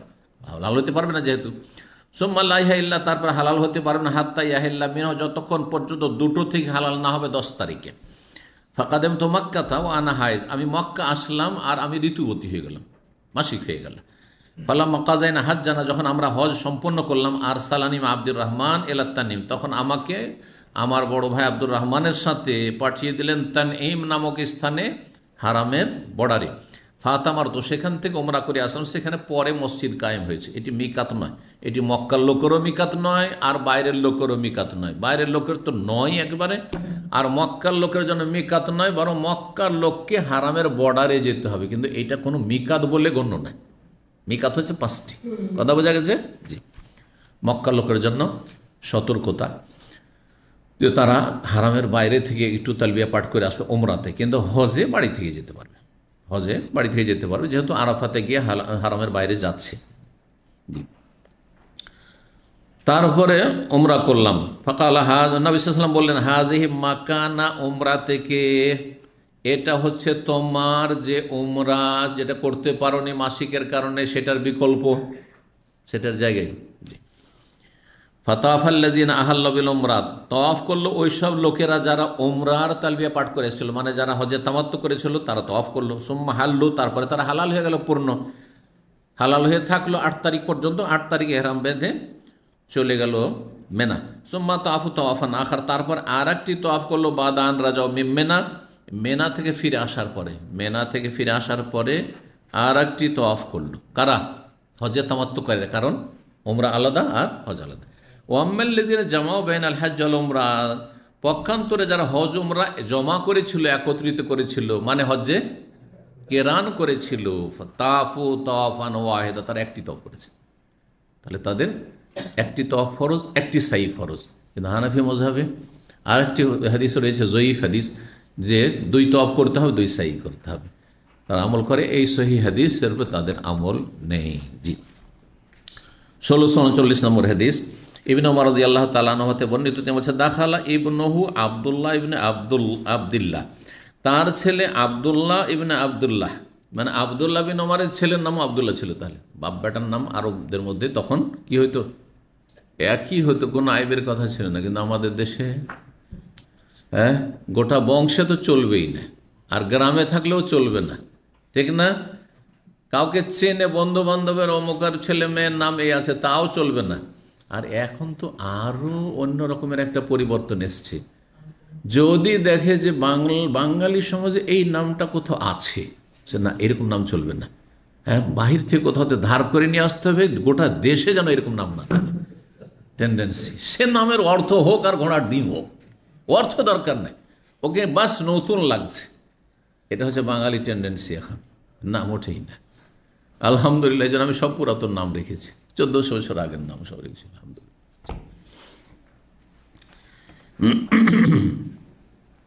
তো বলছেন ওয়াজাহরুহু ফিদ্দারে, অর্থাৎ তার বাহন তার বাড়িতে প্রস্তুত ছিল হজের সফরে বের হওয়ার জন্য। ফাকাল ইন্নী লা আমানা ইয়াকুনাল আম বাইনান নাসি কিতালুন, আমি নিরাপদ নয় বা নিরাপদ মনে করছি না যে এই বছরে কি হতে পারে, মানুষের লড়াই হইতে পারে। এই বছরে মক্কায় লড়াই সংগঠিত হইতে পারে, হজে নিরাপত্তা হয়তো থাকবে না, ওই রকমের একটা পরিস্থিতি হয়েছিল লড়াইয়ের। তাহলে বড় একটা ইতিহাসের দিকে এখানে সংক্ষেপে ইঙ্গিত করা হয়েছে। আবদুল্লাহ বিন জুবাইর রাদিয়াল্লাহু তাআলা আনহু, রাদিয়াল্লাহু তাআলা আনহু বাবাটা যেহেতু সাহাবী, আবু বকর সিদ্দিক রাদিয়াল্লাহু তাআলা আনহুর বড় মেয়ের ছেলে আবদুল্লাহ বিন জুবাইর, জি, তিনি মক্কায় খলিফা হয়েছেন কয়েক বছরের জন্য। আব্দুল মালিক বিন মারওয়ানের যুগে, ওমাইয়া বংশের যুগে, ওমাইয়াদের জুলম অত্যাচার আর শোষণ আর স্বজন প্রীতি আর লুটপাটের কারণে তিনি বলছেন না, এদের আনুগত্য করব না। আর অনেক মক্কা মদিনার লোকেরা কেউ মানতেও চাইছিল না, আর তাদের রাজধানী কোথায়, শাম দেশে দামেস্কে, তো তাদেরকে মানতেও চাইছিল না। তো মক্কা মদিনার হিজাজের যত সেই যুগের সাহাবায়ে কেরাম তাবেঈন, তাদের মত হচ্ছে যে অন্য কেউ খলিফা হোক, অন্য কেউ খলিফা হোক, এই জালিম খলিফা চাই না, এই বংশের খলিফা চাই না, ইয়াজিদের বংশের বা এই বংশে এইসব বংশের খলিফা চাই না। তো এরকম ব্যাপারটা ছিল। তো মক্কা মদিনার লোকেরা শুরু থেকে আনুগত্য করেনি এর ওমাইয়া বংশের, এরা আবদুল্লাহ বিন জুবাইরের সাথে বায়াত করে নিয়ে খলিফা হয়ে যান। কিন্তু শক্তিশালী হচ্ছে এই ওমাইয়া বংশের রাজত্ব। তখন আব্দুল মালিক বিন মারওয়ান দেখলো যে ইবনে জুবাইরকে রাজি করতে পারলাম না আমার বায়াতের জন্য, আমার আনুগত্যের জন্য, সে আলাদা রাষ্ট্র কায়েম করে ফেললো, মক্কা মদিনা থেকে আমাদেরকে বেদখল করে ফেললো, মক্কা মদিনা আমাদের আওতাভুক্ত হইল না। তখন সে চয়ন করলো নেতা হিসাবে কুখ্যাত জালেম খনি হাজ্জাজ বিন ইউসুফকে, বাসরার গভর্নর। বাসরার গভর্নর কত যে খনি ছিল, যদি দেখতো যে সামান্য এরা আমাকে পছন্দ করে না, আর সে এত বাকপটু ছিল, হ্যাঁ, বক্তা, ভালো বক্তা ছিল, বাগ্মী বক্তা ছিল, তার 2 লাইনের বক্তব্য আছে। সে জুমার খুতবায়, হ্যাঁ, বলছে ইন্নী লা আরা রউসান কাদ আইনাআত, আমি কিছু মাথাকে দেখছি এগুলো পেকে গেছে। মাথাগুলো খেয়েছে, পেকে গেছে, মানে কিছু মানুষের মাথা পেকে গেছে। আইনাআত, গাছের ফল যেমন পেকে গেল, গাছের ফল পাকলে কি করতে হয়, পাড়তে হয়। হ্যাঁ, বুঝতে পারছেন তাহলে। হ্যাঁ, ওয়াহানা কেতাফোহা, এখন যখন এই পেকে গেছে এই মাথাগুলো, তো এইগুলোকে কেটে বাড়িতে নিয়ে আসতে হবে। হ্যাঁ, ওয়া ইন্নী লা সাহেবহা, আর আমি এই কাজ করব, এই মাথাগুলোকে সবকে কাটবো। জি, 1,20,000 লোককে ধরে ধরে বন্দি করে মেরেছে এই জালেম কুখ্যাত। হ্যাঁ, তায়েফের সাকিব বংশ, দুর্দান্ত বংশেরই এই কুখ্যাত সন্তান। তো আলাইহি মিনাল্লাহি মা ইস্তাহিকু, যা আফজা ইলা মা কদ্দাম, বদদুয়া দেওয়ার দরকার নেই, লানত করা জায়েজ নয় কোনো মুসলিম ফাসিককে, কুখ্যাত হইল, কিন্তু এতটা বলো যা কিছু করেছে পেয়ে গেছে, যা কিছু করেছে পেয়ে গেছে। তাবেঈনদের যুগের লোক, কিন্তু তার মানে এই নয় যে তাকে রাহিমাহুল্লাহ বলবেন না, মোটেই জায়েজ না রাহিমাহুল্লাহ বলা। জি, তো এই ব্যক্তি আসলে মক্কায় এসে দেখছে যে সহজে আবদুল্লাহ বিন জুবাইর এবং তার সেনাবাহিনী মুজাহিদিনদেরকে পরাস্ত করতে পারছে না। তখন সে কাবা ঘরের ওপর সেই যুগের আপনার আপনার যেটাকে বলা হয় আপনার পাথর নিক্ষেপ করার জন্য তোপ তোপ তোপ বলা হয়, তোপ বুঝেন? হ্যাঁ, কি বলে, আরেকটা ভাষাও আছে, তোপ, হ্যাঁ, কামান, আহসান, কামান, কামান নিযুক্ত করেছিল, মিনজানিক যেটাকে বলা হয় মিনজানিক, আর সেটা দিয়ে বড় বড় পাথর দিয়ে আক্রমণ করেছিল। কাবারও ক্ষয়ক্ষতি হয়েছে, হারামের চারিদিকের ক্ষয়ক্ষতি হয়েছে, এবং বহু মানুষকে হত্যা করেছে, এই আল্লাহর ঘরের চারপাশে হারামে আব্দুল্লাহ বিন জুবাইরকে শহীদ করেছে এবং 7 দিন ধরে ফাঁসিতে ঝুলিয়ে রেখেছে, নাম হইতে দেয়নি, জানাজা পড়তে দেয়নি, তারপরে জানাজা হয়েছে। আল্লাহু আকবার। এই জালেমরা তো যাই হোক, যুগে যুগে যারা জালেম বড় কষ্ট পেয়ে মরেছে জালেমগুলো, এদের ঘটনা আছে, সময় নেই বলার। আর তারপরে যে কোনো জালেমের পরিণাম ভালো হয় না। ইন্নাহু লা ইফলিহু জালিম, আল্লাহ বলছে জালেম কখনো রেহাই পায় না, জালেম কখনো সফল কাম সাকসেস নয়, যতই জুলুম করুক না কেন। সে মুসলিম সমাজের জালেম করুক আর কাফের সমাজের বিজাতি জালেম করুক, জালেমের পরিণাম ভয়াবহ পরিণাম দুনিয়াতে আখেরাতে। যে তো যাই হোক, এই যে ওইটা বছর ছিল হজের বছর, হজের সময় কাছে আসছিল, তো বলছে আমি নিরাপদ নয় যে এই বছরের লড়াই হইতে পারে। ফায়াসুদ্দুক আনিল বাইতে, হয়তো তুমি বাইতুল্লাহ পর্যন্ত পৌঁছিতে পারবে না, তুমি এদিকে তালবিয়া পড়ে হজে বেরিয়ে চলে যাচ্ছ, যেতে পারলে না, তখন বাধাগ্রস্ত হয়ে যেতে পারতো, যেও না নয়। ফালাও আকামতা, সুতরাং এইখানে যদি মদিনে অবস্থান করো যেও না। ইবনে ওমর যেহেতু মদিনে থাকতেন রাদিয়াল্লাহু তাআলা, তার ছেলেকে বললেন যেও না। দাখাল আব্দুল্লাহ ফাকালা, না, ছেলে বলছে বাপকে, মুরব্বী হয়ে গেছেন, আব্দুল্লাহ বিন ওমরের বয়স হয়ে গেছে, বাপকে পরামর্শ দিয়েছে ফালাও আকামতা, প্রতি বছর হজ করতে যেতেন আব্দুল্লাহ বিন ওমর রাদিয়াল্লাহু তাআলা। তো আব্বাকে বলছেন আব্বা আপনি যেন না, না হয়। ফাকালা বলছেন কাদ খারাজা রাসূলুল্লাহ সাল্লাল্লাহু আলাইহি ওয়াসাল্লাম, যাবো না কেন, নবী সাল্লাল্লাহু আলাইহি ওয়াসাল্লামের সুন্নাত মওজুদ রয়েছে, এইরকম হইলে কি করতে হবে তাও আমার জানা আছে, যাবো হজে, যদি না যেতে পারি, রাস্তায় বাধাগ্রস্ত হয়, কি করতে হবে করণীয় তাও মাসলা জানা আছে, হুদাইবিয়ার ঘটনা জানাই আছে। নবী সাল্লাল্লাহু আলাইহি ওয়াসাল্লাম যদি বাধাগ্রস্ত হয় তা আমি হইলাম তো কি হইল, কিন্তু যাবো, যাও। বলছেন কাদ খারাজা রাসূলুল্লাহ, রাসূলুল্লাহ বেরিয়ে গিয়েছেন, এরকম পরিস্থিতি। ফাহালা কুফার কোরাইশ বাইনা বাইনাল বাইতে, কিন্তু কোরাইশ বংশের কাফেররা তার মাঝে বাইতুল্লাহর মাঝে অন্তরায় হয়ে দাঁড়ায়, যেতে দেয় না, বাধা দেয়। ফাইন হিলা বাইনি ও বাইনাহু, সুতরাং আমার মাঝে আর কাবা ঘরের মাঝে যদি কোনো কিছু অন্তরায় হয়, বাধাগ্রস্ত হই, আফআলু কামা ফাআলা রাসূলুল্লাহ, যেমন রাসূলুল্লাহ করেছেন ওইরকম আমিও করব, আমিও ওখানেই কোরবানি পশু আছে জবাই টবাই করে দেবো আর হালাল হয়ে যাবো, ফিরে চলে আসবো। লাকাদ কানা লাকুম ফি রাসূলিল্লাহি উসওয়াতুন হাসানাহ, সূরা আহজাব আয়াত 21, আল্লাহ বলেছেন রাসূলুল্লাহ সাল্লাল্লাহু আলাইহি ওয়াসাল্লামের ভিতরে তোমাদের জন্য রয়েছে উত্তম আদর্শ। সুম্মা কাল, তারপর বলে উশহিদুকুম আন্নী কাদ আওজাবতু মা উমরাতি হাজ্জান, আমি তোমাদেরকে সাক্ষী রাখছি যে আমি আমার উমরার সাথে হজকেও অপরিহার্য করে নিলাম, বা আমার ওপর বিধিবদ্ধ করে নিলাম, মানে দুটো নিয়ত একসাথে করলাম, হজে কেরান করলেন ওই বছর, যেহেতু মারামারি হইতে পারে, যুদ্ধ হইতে পারে, এরকম নিরাপত্তাহীনতা খানিকটা আছে, সুতরাং আলাদা আলাদা না করে একসাথে করিনি দুটো। কাল বলছেন সুম্মা কাদেমা, তারপরে আসলেন, ফাতাফ আল্লাহুমা তাওয়াফান ওয়াহিদা, আব্দুল্লাহ বিন ওমরও একটি তওয়াফ করেছেন, একটি তওয়াফ করেছেন। কিসের একটি তওয়াফ? 10 তারিখের ফরজ তওয়াফ, আর প্রথমটি সুন্নাত, ও সেটি ওয়াজিব নয়, সেটা এতে গণ্য নয়। আর এখানে তওয়াফ মানে এর আগে আলোচনা বলেছি সাফা মারওয়ার সাই, একটি সাই যথেষ্ট। যদি কেউ হজ্জে কেরান করে 2 বার সাই করার প্রয়োজন নেই। যদি প্রথমখানে তওয়াফে কদুমের সাথে সাই করে নিয়ে থাকে ওইটাই যথেষ্ট, আর 10 তারিখে সাই করার দরকার, শুধু তওয়াফ করবে। আর যদি প্রথম দিন না করে থাকে, শুধু তওয়াফ করে, হয়তো সাফা মারওয়া সাই করেনি, তাহলে তো সাই হয়নি, তাহলে 10 তারিখে তওয়াফে ইফাজার পরে তারপরে সাই করবে। জি, 1640 নম্বর হাদিস। ইবনে ওমর রাদিয়াল্লাহু তাআলা আনহু বর্ণনা করছেন, আরাদ আল হাজ্জা আমা নাজাল আল হাজ্জাজ ইবনে জুবাইর। এই যে এইখানে একটু কিছু খোলাসা হচ্ছে, আগের হাদিসটা, আগের ঘটনা বলে ফেলেছি। হজ করার ইচ্ছা পোষণ করলেন, হজ করার ইচ্ছা পোষণ করলেন ইবনে ওমর রাদিয়াল্লাহু তাআলা আনহুমা আমা নাজাল আল হাজ্জাজ, যেই বছর হাজ্জাজ বিন ইউসুফ জালেম এসেছিল ইবনে জুবাইরের উপর আক্রমণ করার জন্য। ইবনে জুবাইরকে আব্দুল্লাহ বিন জুবাইর।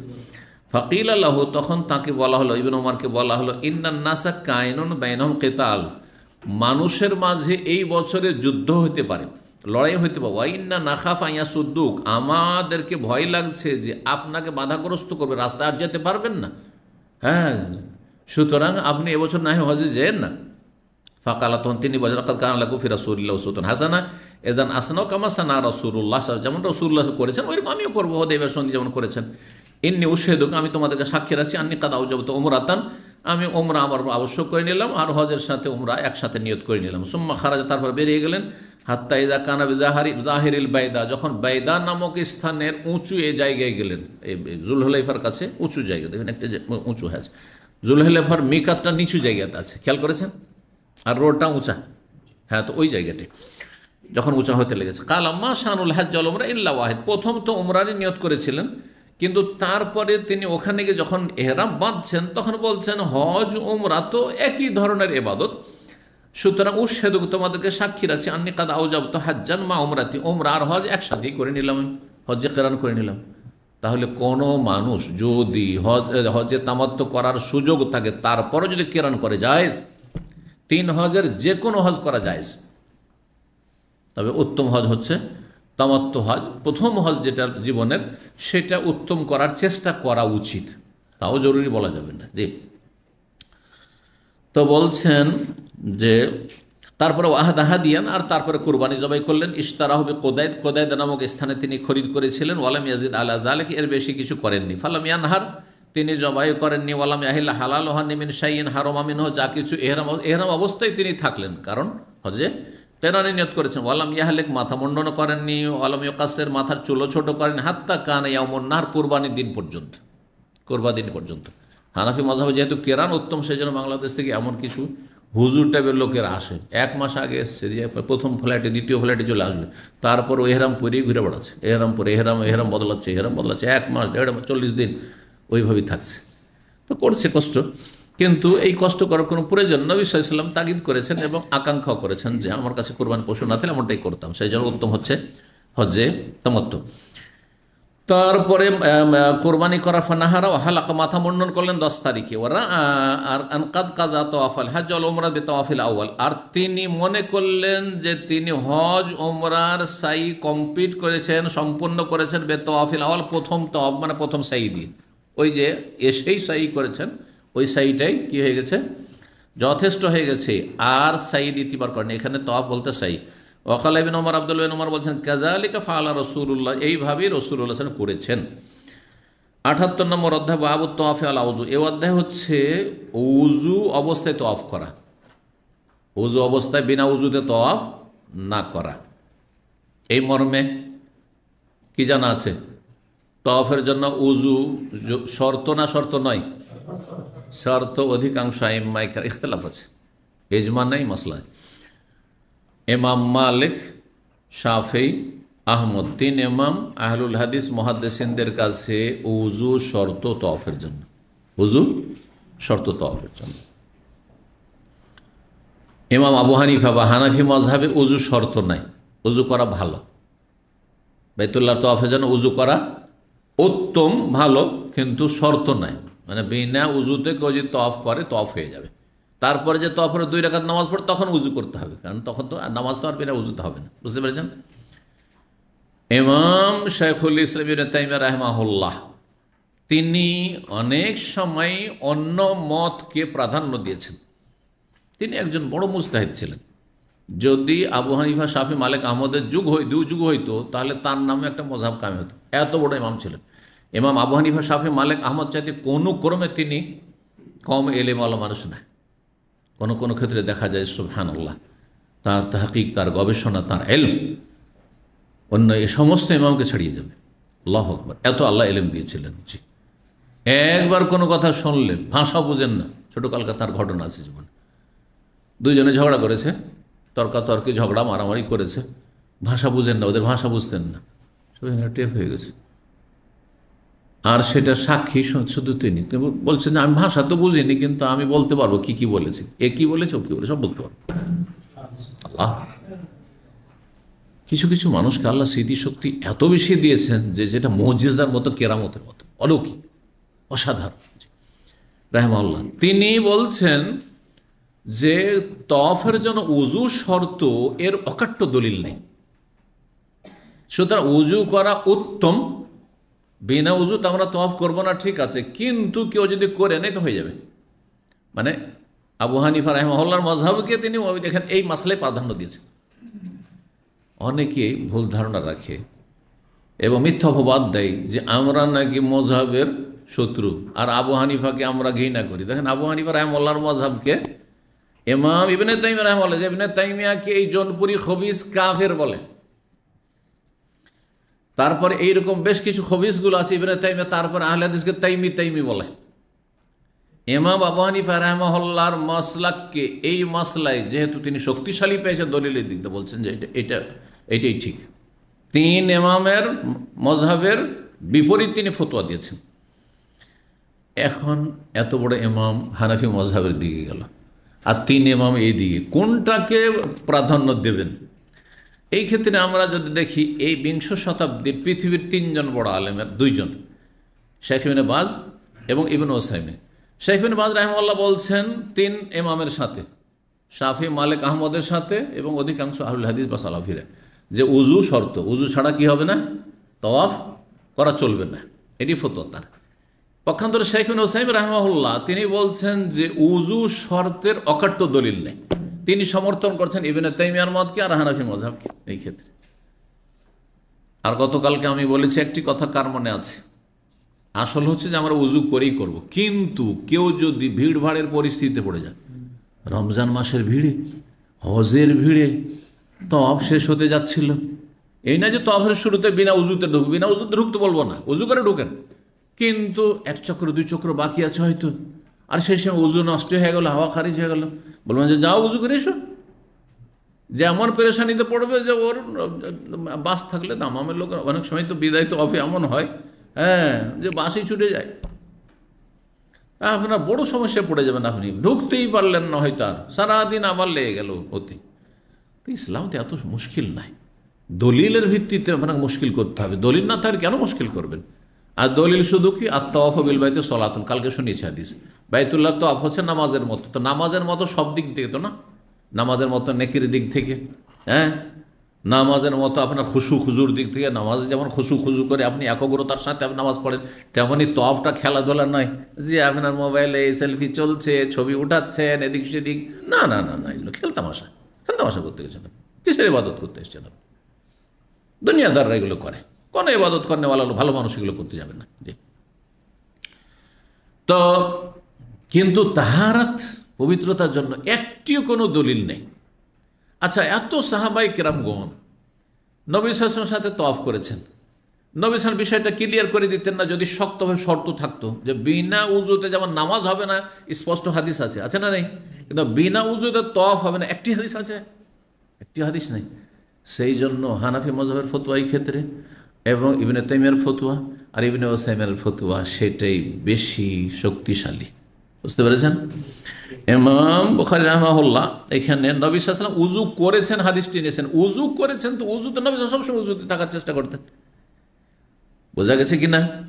জি, সুতরাং এটি আবশ্যক ফরজ হওয়ার শর্ত হওয়ার দলিল নাই, উত্তমের দলিল অবশ্যই। জি, 1641 নম্বর হাদিস বর্ণনা করছেন, এই হাদিস দিয়ে শেষ হবে ইনশাআল্লাহ। মুহাম্মদ বিন আব্দুর রহমান বিন নাওফল কুরাইশী আন্নাহু সাআলা উরওয়া বিন জুবাইরকে জিজ্ঞেস করছেন, এই যে জুবাইর রাদিয়াল্লাহু তাআলা আনহুর ছেলে আব্দুল্লাহ যে খলিফা, মক্কার খলিফা, আর তার ছোট ভাই উরওয়া বড় ইমাম ফকি ছিলেন। ক্বালা কাদ হাজ্জা রাসূলুল্লাহ সাল্লাল্লাহু আলাইহি ওয়াসাল্লাম, রাসূলুল্লাহ হজ করেছেন। ফাআখবারাতনি আয়েশা রাদিয়াল্লাহু আয়েশা রাদিয়াল্লাহু আমাকে জানিয়েছেন, তার খালা বোনের ছেলেকে জানিয়েছেন, আন্না আউওয়ালা শাইইন বাদা বিহি, নবী সাল্লাল্লাহু আলাইহি ওয়াসাল্লাম সর্বপ্রথম যে কাজটি শুরু করেছেন হিনা কাদেমা, মক্কা এসে, সেটা ইন্নাহু তাওয়াদ্দা বা আন্নাহু তাওয়াদ্দা, উযু করেছেন, মক্কা এসে কি করেছেন? উযু করেছেন। সুম্মা তাফা বিল বাইত, বাইতুল্লাহর তাওয়াফ করেছেন। সুম্মা লাম তাকুন উমরা, তারপরে আলাদা উমরা করেননি, কারণ নবী সাল্লাল্লাহু আলাইহি ওয়াসাল্লাম ওই কি ছিল, হজ্জে কেরান ছিল, মানে চুল ছোট করেননি বা মাথা মনে করেননি। সুম্মা হাজ্জা আবু বকর রাদিয়াল্লাহু তাআলা হজ করেছেন। ফাকানা আউওয়ালা শাইইন বাদাবে, সর্বপ্রথম যে কাজটি শুরু করেছেন বাইতুল্লাহর তাওয়াফ। সুম্মা লাম তাকুন উমরা, আর তারপর উমরা আলাদা করেন, তিনি হজ্জে কেরান করেছেন। সুম্মা ওমর রাদিয়াল্লাহু তাআলা আসেন মিসলে যালিক, এইরকমই করেছেন, মানে হজ্জে কেরান করেছেন। সুম্মা হাজ্জা উসমান রাদিয়াল্লাহু হজ করেছেন। ফারাআইতুহু, তাকে দেখেছি, আন আউওয়ালু শাইইন বাদাবে, সর্বপ্রথম যে কাজটি শুরু করেছেন আত-তাওয়াফু বিল বাইত, বাইতুল্লাহর তাওয়াফ। সুম্মা লাম তাকুন উমরা, তারপরে উমরা করেননি, মানে তিনি সুম্মা লাম তাকুন, তারপরে তিনি সেটি উমরা হয়নি, মানে উমরা শেষ করেন, একসাথে হজ্জে কেরান করেছেন। সুম্মা মুআবিয়া, তারপরে মুআবিয়া এসেছেন, আব্দুল্লাহ বিন ওমর এসেছেন। সুম্মা হাজাজতু মা ইবনে জুবাইর, তারপরে আব্দুল্লাহ বিন জুবাইরের সাথে হজ করেছি তিনি যখন খলিফা। ফাকান আউওয়ালা শাইইন বাদা বিহি, সর্বপ্রথম যে কাজটি দিয়ে শুরু করে তাওয়াফুল বাইত, বাইতুল্লাহ তাওয়াফ করেছে। সুম্মা লাম তাকুন উমরা, তারপরে সেটি উমরা হয়নি, মানে উমরা কমপ্লিট আলাদা করে করেননি, একসাথে হজ্জে কেরান করেছেন। সুম্মা রাওয়াইতুল মুহাজিরিন ওয়াল আনসার, মুহাজির আনসারকে দেখেছি ইয়াফআলুনা যালিকা, এরকম করতে দেখেছি। সুম্মা লাম তাকুন উমরা, উমরা আলাদা। সুম্মা আখিরু মান রাআইতু ফাআলা যালিকা ইবনে উমর, সর্বশেষ দেখেছি আব্দুল্লাহ ইবনে উমর রাদিয়াল্লাহু তাআলা আনহুমাকে। সুম্মা লাম ইয়ানকুযহা উমরাতান, উমরা আলাদা করে ভেঙে দেননি, মানে একসাথে হজে কেরান করেছেন না। ওয়াহাযা ইবনে উমর ইনদাহুম, ইবনে উমর তাদের কাছে মওজুদ রয়েছে। ফালা ইয়াসআলুনাহু ওয়ালা আহাদান মিম্মান মাযা, তাকেও জিজ্ঞাসা করছেন না আর তার আগে যারা চলে গেছে তাদের কাউকে জিজ্ঞাসা করছে। মা কানু ইয়াবদাউনা বিশাইইন হিনা ইয়াদাউনা আকদাহুম মিনাত তাওয়াফি বিল বাইতি সুম্মা লা ইয়াহিল্লুন, তারা যখন প্রথম কদম রাখতেন মক্কায়, আর তারা কে মা কানু ইয়াবদাউনা বিশাইইন, অন্য কোনো কিছু দিয়ে শুরু করতেন না, বরং বাইতুল্লাহর তওয়াফ দিয়ে শুরু করতেন। প্রথম কাজ বাইতুল্লাহর তওয়াফ করা। সুম্মা লা ইয়াহিল্লুন, তারপরে তারা হালাল হতেন না, মানে হজে কেরানে থেকেতেন। ওয়াকাদ রাআইতু উম্মি ওয়া খালাতি হিনা তাকদুমান, বলছেন আমি আমার মাকে দেখেছি, উরওয়ার মাকে আসমা, এবং খালাকে দেখেছি, খালাকে আয়েশা রাদিয়াল্লাহু আনহা, হিনা তাকদামান, যখন তার আসতেন মক্কায়। লা তাবতাদি আন বিশাইইন আউওয়ালা মিনাল বাইতি, অন্য কোনো কিছু দিয়ে শুরু করতেন না বাইতুল্লাহ। প্রথম কি করতেন? তাতুফানে, তওয়াফ করতেন বেহি বাইতুল্লাহ। সুম্মা ইন্নাহুম লা তাহিল্লান, তারপরে তারা হালাল হতেন, মানে হজে কেরান করতেন। হজে কেরান একটু সুবিধা হালকা করেছেন, কিন্তু নবী সাল্লাল্লাহু আলাইহি সাল্লামের সাথে সাহাবায়ে কেরামগণ যাদের কাছে কুরবানি পর্যন্ত সবাই হজে তামাত্তু করেছেন। ওয়াকাদ আখবারাতনি উম্মি, আর আমার মা আমাকে জানিয়েছেন, আন্নাহা আহাল্লাত হিয়া ওয়া উখতুহা, তিনি ইহরাম করে বেঁধেছেন এবং তার বোন, ও জুবাইর জুবাইর, ও ফুলান ও নফন, অমুক অমুক আত্মীয় স্বজন, উমরা উমরার, তার মানে তারা হজ্জে তামাত্তু করেছেন। ফাল্লাম মাসাহ রুকন হাল্লু, তারপরে তারা যখন রুকনে ইয়ামানি ছুঁয়েছেন, বা রুকনে ইয়ামানি ছোঁয়া, তার সাথে এটা হচ্ছে রুকনে হাজার আসওয়াদ, হাজরে আসওয়াদ যখন ছুঁয়েছেন বা চুমা দিয়েছেন, হাল্লু, তারপরে হালাল হয়েছেন। এই হাদিসের আগে এসছে, আর বলেছি যে খুব সংক্ষেপে আছে। এখানে উদ্দেশ্য হচ্ছে যে আসল কাজ হচ্ছে বাইতুল্লাহর তওয়াফ করা, আর সপ্তম চক্করে এসে কি করেছেন? হাজরে আসওয়াদ ছুঁয়েছেন। আর তারপরে সাফা মারোয়া সাইটা তারই যেহেতু তাবে, সেই জন্য এখানে উল্লেখ করা হয়নি। সাফা মারোয়া সাই ছাড়া তো হালাল হইতে পারবেন না। সাফা মারোয়া সাই করেছেন, আর তারপরে হালাল হয়েছেন, মানে চুল কেটেছেন, তারপরে চুল কেটে হালাল হয়েছেন। এখানে আজকের আলোচনা শেষ করছি। ওয়া জাযাকুমুল্লাহু খাইরান ওয়া সাল্লাল্লাহু আলা নবিয়িনা মুহাম্মদ ওয়া আলা আলিহি ওয়া সাহবিহি আজমাইন।